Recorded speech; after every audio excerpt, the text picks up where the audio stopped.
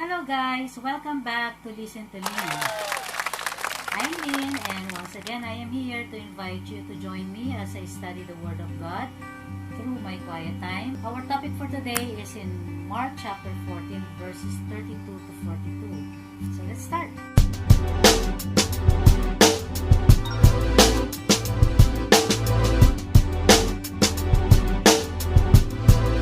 I have a question for you guys. When was the last time you prayed so hard that it made you wept, shout to God because of so much distress and trouble? Our topic for today will give us the best idea or the best thing to do when we are in deep distress or when we are troubled. Let me read to you Mark chapter 14 from verse 32 to 41. They went to a place called Gethsemane, and Jesus said to his disciples, "Sit here while I pray."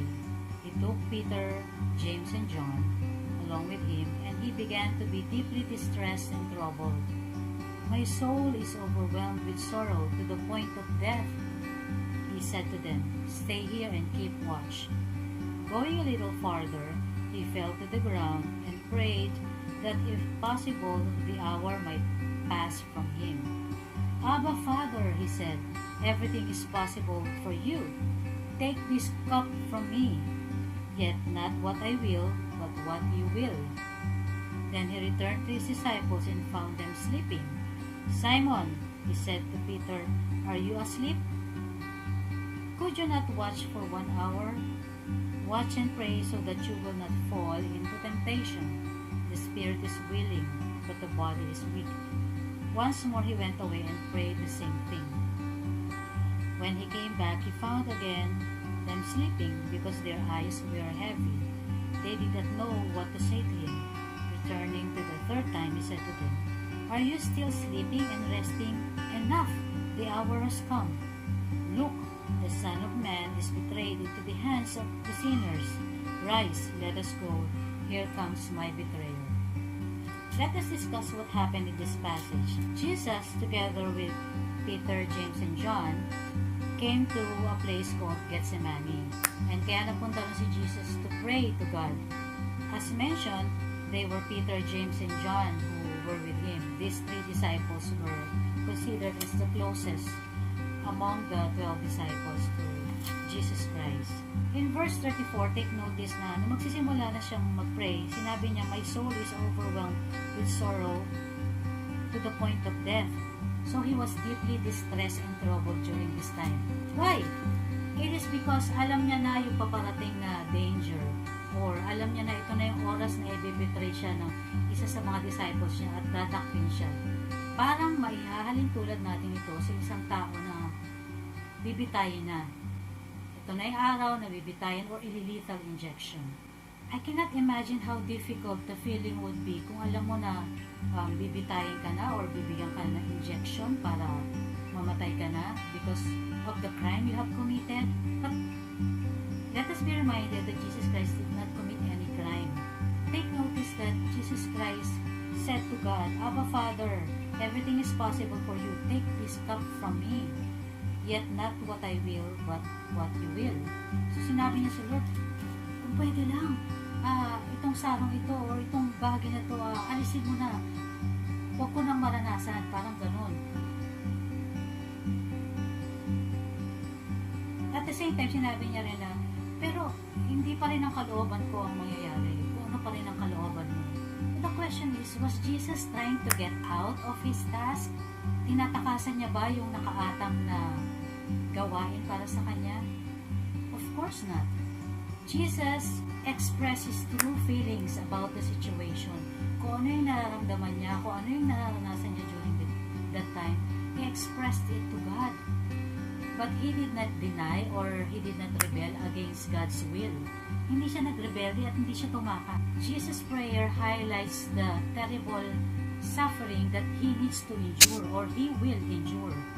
An agony that's so much magnified because napakahirap ng babatahin niya. He had to take the sins of the whole world. When he said, "Take this cup away from me," what do you mean? What is the cup he is referring to? The cup represents the agony of being alienated from God or being separated from God.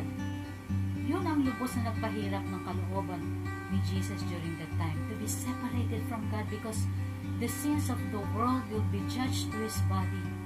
And let us know that while Jesus was praying, He know already what is the will of God. He understood the suffering that He was about to encounter, and He did not want to endure. Well, sino ba naman? Ikaw nga, kung lumagay ka sa pwesto ni Jesus Christ, as a human being, normal na ayaw mo dumanas ng ganong klaseng pagdurusa. But Jesus prayed.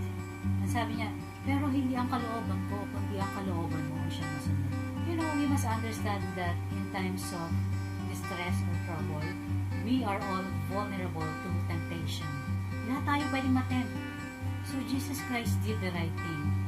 He prayed to God. That is the same thing we should do when we face distress and trouble in our lives. Jesus demonstrated the model of prayer. Although He began with human desire, He expresses true feelings, His emotions, His prayer ended up in an appeal of praying for God's will to be accomplished, not His. So what does Jesus Christ trying to tell us? Ganun din, lahat tayo dapat tayong manalangin, humingi ng tulong sa Diyos when we are in deep trouble. Kapag tayo ay namumroblema, may sakit, nahihirapan, we should go to God and ask for His help. Lahat ng nararamdaman natin, lahat ng sakit na nararanasan natin, pwede natin yung sabihin sa Panginoon. We can tell it to God, even our anger, our disappointment, frustrations, lahat yun. Kayang i-handle yun ng Diyos.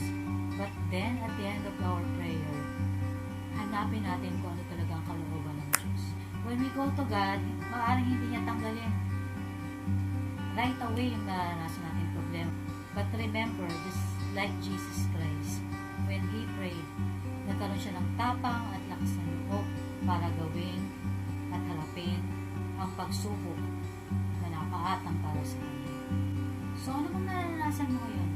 Whatever it is, I encourage you to go to God, pray and ask for His name. Hindi ka niya bibiguin. Tutulungan ka niya, palalakasin ka. That's all for now. Maraming salamat sa inyo. I hope and I pray that you will continue trusting God and believing in His power. I pray that all of you who watch this video will be blessed and be empowered by God. Till next time, God bless you.